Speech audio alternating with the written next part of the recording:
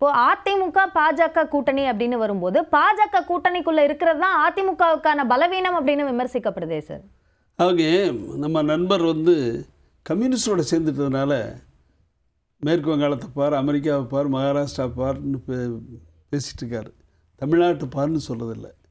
காங்கிரஸ் திமுக கூட்டணி லட்சியத்தின் மீது ஏற்பட்ட கூட்டணியா? 1986ஆம் ஆண்டு அமரர் ராஜீவ்காந்தி கொண்டு வந்த அருமையான திட்டம் நவோதய வித்யாலயா. நவோதய வித்யாலயா மதுரை ஹைகோர்ட் அனுமதிக்கணும்னு சொல்லியும் இந்திய உச்சநீதிமன்றம் அனுமதிக்கணும்னு சொல்லியுமே தமிழ்நாடு கவர்மெண்ட் அனுமதிக்கிறது இல்லை. இன்றைக்கி வரல அவங்க வாய் திறக்கிறது இல்லை.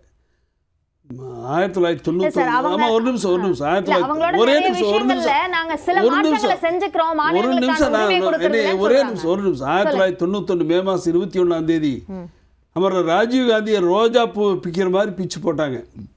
அந்த அக்யூஸ்ட் பேரறிவாளில் கட்டி பிடிச்சி வரவேற்கிறாங்க. அதையும் பொறுத்துக்கிட்டு இருக்காங்கன்னா கூட்டணியில் சில சீட்டுக்காகத்தான். அவங்க இன்னும் தாவக விஜய் பற்றி சொன்னாங்க. விஜயனுடைய கதவு திறந்தால் திமுக கதவை மூடுறது. ஏன்னா கேசி வேணுகோபாலுக்கு வந்து பாண்டிச்சேரி, கேரளா, தமிழ்நாட்டிலலாம் விஜயோட சேரணுங்கிற அந்த எண்ணம் தான். அதுக்கு தான் அவங்க முயற்சி பண்ணாங்களுடைய. பாஜகவை பொறுத்தவரையில் அந்த மாதிரி அதிமுக ஓரங்கட்டியே அதிமுக வீழ்த்தி வரணுங்கிறது இல்லைங்க. பாஜகவை பொறுத்தவரையில் தமிழ்நாட்டில் வந்து நல்ல அரசு, நல்ல கூட்டணி அமைய வேண்டும், தேசிய நோக்கத்தோடு அமைய வேண்டும் என்கிறதா எங்களுடைய நோக்கம். திமுக காங்கிரஸ்குள்ள இருக்கிற முரண்களை சொன்னீங்க. அதிமுக பாஜகவை விமர்சிச்சதே இல்லையா? விமர்சனங்கிறது வேற, சம்பவங்கள்ங்கிறது வேற. ராஜீவ்காந்தி கொண்டது விமர்சனம் அல்ல, அது ஒரு சம்பவம். சரி, பேரறிவாளனை வரவேற்றது ஒரு சம்பவம், அது விமர்சனம் அல்ல. மோடியா லேடியா அப்படின்ற பிரச்சாரத்தை முன்னாள் முதலமைச்சர் ஜெயலலிதா மேற்கொண்டாங்க.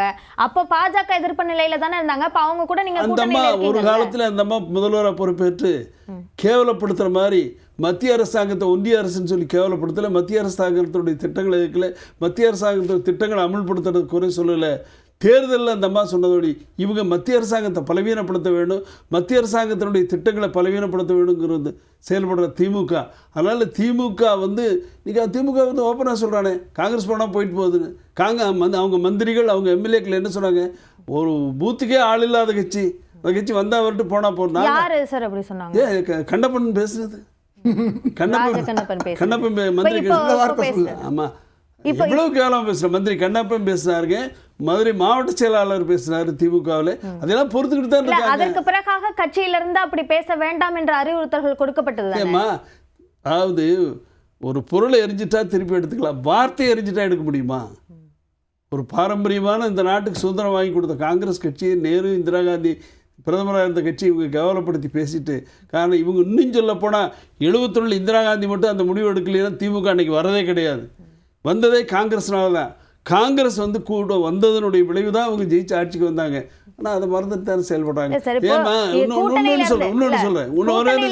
அதிமுக பிரிந்த பிறகு இப்படியான விமர்சனங்களை அதிமுக இருக்கிற எல்லா நிலையில இருக்கிற தலைவர்களும் பாஜக மீது முன் வச்சாங்க தானே சார்? அம்மா, நான் தான் சொல்றேன், செயல்கள் வேறு, விமர்சனங்கள் எப்படி சார்? இப்போ இவங்க பண்ணா அது வார்த்தையா இருக்கு. சொல்றேன், 67 திமுக ஆட்சிக்கு வந்தது காரணமே அமரர் ராஜாஜி அவர்கள்.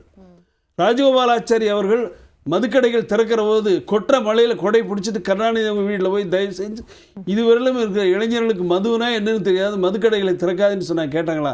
அந்த ராஜாஜிக்கு மத்தியில் இவ்வளோ காலம் ஆட்சியில் இருந்தாங்களே, ஏதாவது மரியாதை செஞ்சாங்களா? பாரதிய ஜனதா கட்சியே நேற்று வந்து ராஷ்டிரபதி பவனில் அவர் ராஜாஜியினுடைய சிலைதர் புலா செய்து அவருக்கு மரியாதை செஞ்சுருக்காங்க.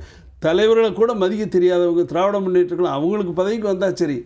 இன்னும் சொல்ல போனால் கூட்டணி கட்சியில் கூட்டணி தலைவர்கள் வெற்றி பெற வேண்டுங்கிற எண்ணத்திலேயே செயல்படாதவங்க திமுக. பல தேர்தல் உள்ளாட்சி அமைத்தல் எத்தனை காங்கிரஸ் இந்த தேர்தலில் இப்ப சமீபத்தில் நடந்த பிரச்சாரத்துல கூட கூட்டணி கட்சி வேட்பாளர்களும் வெற்றி பெறணும், அதிக வாக்குகள் வித்தியாசத்துல வெற்றி பெறணும் அப்படின்னு தொண்டர்கள் கிட்ட பேசுறாங்க. 2009 பாராளுமன்ற தேர்தலில் யாரெல்லாம் ப்ராஸ்பெக்டிவ் மினிஸ்டர்ஸ்னு இதெல்லாம் அவங்களுக்கு தெரியும். ப்ராஸ்பெக்டிவ் மினிஸ்டர்ஸாக இருக்காங்கன்னு சொல்லி தங்கபாலு சரியா அல்லது நாங்கள் நின்ற தொகுதி, இளங்கோர் நின்ற தொகுதி, வரிசையாக மேற்கு மாவட்டத்துக்கு எல்லா தொகுதியும் திமுககாரங்க ஒத்துழைப்பு இல்லாமல் தானே காலி பண்ணாங்க. காங்கிரஸ்காரங்க வந்து விடக்கூடாதுன்னு. அவங்கள பொறுத்தவரையிலும் கூட்டணி சேருவாங்க, வாக்குகள் வர வேண்டும், தாங்கள் பதவிக்கு வரும், கூட்டணிக்காரன் என்ன ஆறான்னு நினைக்க மாட்டாங்க. அப்புறமா திரு இதேதுல்லா, அதான் நான் அவர்கிட்ட வைக்கிற அதே விஷயத்தை வைக்கிறேன். இப்போ முதலமைச்சர் வந்து சொல்றாரு, கூட்டணி கட்சியை சேர்ந்த வேட்பாளர்களும் அதிக வாக்குகள் வித்தியாசத்துல வெற்றி பெறுவதற்கு உழைக்கணும். அத அறிவுறுத்தலா சொல்ல வேண்டிய சூழ்நிலை உருவாயிருக்கா கூட்டணிக்குள்ள? கடந்த தேர்தலில் திமுகவோட காங்கிரஸ் ஸ்ட்ரைக் ரேட் மோர் அப்படின்னா என்ன அர்த்தம்? எங்கள் கூட்டணி தலைவர் திரு ஸ்டாலின் அவர்கள் என்ன செஞ்சார்? தன் கட்சியில் குறைஞ்ச இடங்கள் கிடைச்சாலும் பரவாயில்ல, கூட்டணி கட்சியாக இருக்கக்கூடிய காங்கிரஸ் அதிகமாக வெற்றி பெறுவதற்கு முயற்சி செஞ்சார். அதனால் அந்த கேள்வி. சில சம்பவம் சொன்னார் இல்லையா? உங்களுக்கு நன்றாக தெரியும், இந்த பாஜகவுடைய தாய் கட்சியாக இருக்கக்கூடிய ஆர்எஸ்எஸ் இருக்காங்க இல்லையா? ஆர்எஸ்எஸ் காந்தியை செஞ்சது ஒரு சம்பவம், காமராஜரை கொல்வதற்கு முயற்சி செஞ்சது ஒரு சம்பவம். அதையெல்லாம் செஞ்சுட்டு இன்றைக்கி நாங்கள் காந்தியை போடுறோம், காமராஜரை போடுறோம். அதை விட மோசமாக திரு நட்டா அவர்களும் இவர் நம்முடைய அமித்ஷா அவர்களும் மிக மோசமான ஆட்சி ஜெயலலிதா ஆட்சி, அதிமுக ஆட்சி என்று ஜெயலலிதாவையும் எம்ஜிஆரெல்லாம் விமர்சித்ததெல்லாம் பார்த்துட்டு தானே நான் சொல்கிறது நேற்று நடந்த விஷயம். அவர் சொல்கிறது இந்திரா காந்தி காந்திலாம் பழைய விஷயம் சொல்கிறாரு. அதுக்கு நான் பதில் சொல்லிட்டேன். நான் சொல்ல வேண்டிய ஒரு விஷயத்தை நீங்கள் புரிஞ்சுக்கங்க. அவரை பொறுத்தவரை எந்த அளவுக்கு மோசமாக 2 பேரும் திட்டிக்கிட்டாங்க. திரு ஜெயக்குமார் அவர்களும் திரு சண்முகம் அவர்களும் பாஜகவால் தான் நாங்கள் தோற்றோன்னு சொன்னது இந்த மண்ணில் தாமா சொன்னாங்க, வேற எந்த மண்ணிலுமா சொன்னாங்க? அதே மாதிரி இப்போ கூட்டணிக்குள்ள இருக்கும் போதே அப்படியான எதிர் விமர்சனங்கள் திமுக காங்கிரஸ்குள்ள நடக்குதே சார். அதான் நான் சொல்றேன், அங்கேயும் 1000 நடக்குது, இங்கேயும் நடக்குது. இதெல்லாம் எதுக்கு நடக்குது யோசிச்சு பாருங்க. நாங்கள் செய்யறது வந்து கூடுதல் இடம் கேட்பதற்காகவோ அல்லது அதிகார பகிர்வு கேட்டதற்காக நல்லா புரிஞ்சுங்க. இப்போ நான் அது வந்து டாபிக் வேற ஆயிடுச்சு. இப்போ நாங்கள் சொல்கிறது அவங்க அப்படி சண்டை போடல. எந்த அளவுக்கு மோசமாக பாஜகவோடு இருக்கக்கூடிய டிடிவி விமர்சிச்சு 420 எல்லாம் நம்பிக்கை துறையில் சில மாதங்களுக்கு முன்னாடி இப்போ தாமா சொன்னாங்க. அதே மாதிரி தமிழர்களை திருடர்கள் சொல்லி ஒரிசாவுடைய தேர்தல் நேரத்தில் சொன்னது கூடுதல் இடங்களை கேட்கறதுக்காக இப்படி எல்லாம் பேசலன்னு சொல்றீங்க. ஆனா நாங்க வந்து இந்த மாதிரி பேசல. திமுக தோற்ற அந்த 40 தொகுதிகள்ல காங்கிரஸ்க்கு ஒதுக்குங்க அப்படின்னு திரு மாணிக்கம் தாக்கூர் சொன்னாரா இல்லையா? அம்மா இதைத்தான் நான் சொல்றேன். சீட்டு கொடுங்க, கூடுதல் பகிர்வு கொடுங்கிறதுலாம் அது அந்த சப்ஜெக்ட் எங்களுக்கு இருக்குது. ஆனால் நாங்கள் கூட்டணிக்குள்ளே இருக்கோம். ஆனால் நாங்கள் இந்த அளவுக்கு கேவலமாக ஜெயலலிதாவை திட்டுறது, எம்ஜிஆரை திட்டுற வேலையெல்லாம் நாங்கள் பார்க்கல. தமிழர்களே ஒட்டுமொத்தமாக சாவி வந்து கோயில் சாவி, ஒரிசா கோயில் சாவி தமிழர்கள்ட்ட இருக்குன்னு சொன்னது, தமிழர்கள் வந்து மோசமானவர்கள்னு பீகாரில் போய் பேசினது, இப்படி தமிழர்களையே குறை சொன்ன ஒரு பாஜகவை அவர்கள் ஆதரிக்கிறாங்க. யார்? அதிமுக. அது மட்டுமல்ல, தமிழர்களுக்கு வேலை கொடுக்கக்கூடாது, 5% வேலையை வந்து வெளியாளுக்கு கொடுக்குன்னு சொன்ன சட்டத்தில் கையெழுத்து போட்டாரு எடப்பாடி. எந்த அளவுக்கு உதய மின் திட்டத்தில் கையெழுத்து போட்டாரு, எந்த அளவுக்கு வந்து நீட்ல கையெழுத்து போட்டாரு. இதெல்லாம் எதுக்குமா? அடிமை சாசனமா? இந்த வேலையை நாங்க செய்யல. ஒரே ஒரு உதாரணம் சொல்லிக்கிறேன். நாங்க ஒரு பிரச்சனைன்னு வரும்போது, கான்ட்ராக்ட் லேபர்ல வரும்போது திமுகவை நாங்க எதிர்த்தோம். அவங்க அதை விட்டுட்டாங்க. அதே மாதிரி 8 மணி வேலை 12 மணி ஆக்கும்போது அதை எதிர்த்தோம். நாங்கெல்லாம் பிசிகா, நாங்க கம்யூனிஸ்ட் கட்சி.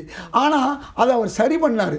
எங்களுக்குள்ள வந்து மக்களுக்காகத்தான் போராடுறோமே ஒழிய அவங்களுக்காக சீட்டுக்காகவோ நோட்டுக்காகவோ அல்லது ஆட்சியை பிடிக்கிறதுக்காகவோ அதிமுக வீழ்த்திட்டு பாஜக மேலே வரணுங்கிறதுக்கு 4 கட்சி அதிமுகவை உடைச்சது யாருமா? நல்லா தெரியும் இல்லையா? உடைச்சதுக்கு காரணம் யாருன்னு இவங்களே சொல்லிட்டாங்க. உடைச்சது அவங்க தான் அப்படின்னா சேர்த்து வைக்கணும்னு ஏன் சார் இப்ப எல்லாரும் பாஜக சேர்த்து எத்தனை பேரை சேர்த்து வைக்க முடிஞ்சு யோசிச்சு பாருங்க. இருக்கிற அதிமுக செங்கோட்டையன் உள்பட பல பேர் போயிட்டாங்க, பல திமுகவுக்கு போயிட்டாங்க. ஓபிஎஸ் கட்சியிலேருந்து பல பேர் திமுக போயிட்டாங்க. சசிகலா அவர்கள் ஒரு கட்சியை துவங்கியிருக்காங்க. டிடி இந்த 4 கட்சியில் எத்தனை கட்சி இன்னைக்கு பாஜக இழுத்துட்டு வந்துச்சு? ஒரு ஓபிஎஸ் அவர் கூட இருந்தாருமா? ஓபிஎஸ் அவங்க கூட இருந்தாரு. அவரை வச்சுக்க முடியல, திராணி இல்லைன்னு சொன்னா இவங்க எப்படி அதிமுக ஒற்றுமைப்படுத்த முடியும்? அதிமுகவை பிளவுபடுத்துவதன் மூலம் தான் பாஜக 2வது பெரிய கட்சி. அதற்கு முன்பாக எனக்கு ஒரு கேள்வி இருக்கு. இடங்களை பெறுவதில் யார் பலமாக இருக்காங்க அப்படின்னு பார்த்தா பாஜகவா காங்கிரஸா? திரும்பவும் கேட்கிறேன். நாங்க பேச்சுவார்த்தை துவங்கிட்டோம். அவங்க என்னைக்கு பேச்சுவார்த்தை அவங்க என்னைக்கு தொடங்குனாலும் நாங்க கேட்டுக்கிட்டு இருக்கோம். 40 கொடுங்க, 35 கொடுங்க, 30 கொடுங்க. என்னைக்கு இவங்க இதுவரை கேட்டிருக்காங்களா? நாங்க ஆரம்பிச்சிட்டோமா? முஸ்லீம் லீக் ஆரம்பிச்சு கேட்கறாங்கம்மா. உட்காந்து டேபிள்ல பேசுனாங்களா? நாங்க டேபிள்ல பேசிக்கிட்டு இருக்கோமா?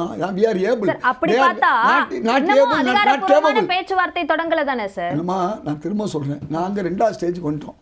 உட்காந்து பேசி இடங்களை பத்தி பேசிக்கிட்டு வர்றோம். முடியுதா? அவங்க இன்னும் உட்காந்து இடங்களை பேசலை, வெளியிலேருந்து பேசிகிட்டு இருக்காங்க. எங்களை எப்படி சிலர் வெளியிலேருந்து சொன்னாங்க 35 கொடு 40 கொடு கூடுதலாக கொடுன்னு பேசுகிறாங்க இல்லையா? அந்த கட்டம்லாம் தாண்டி இப்போ நாங்கள் உட்காந்து டேபிளில் உட்காந்துட்டோம்.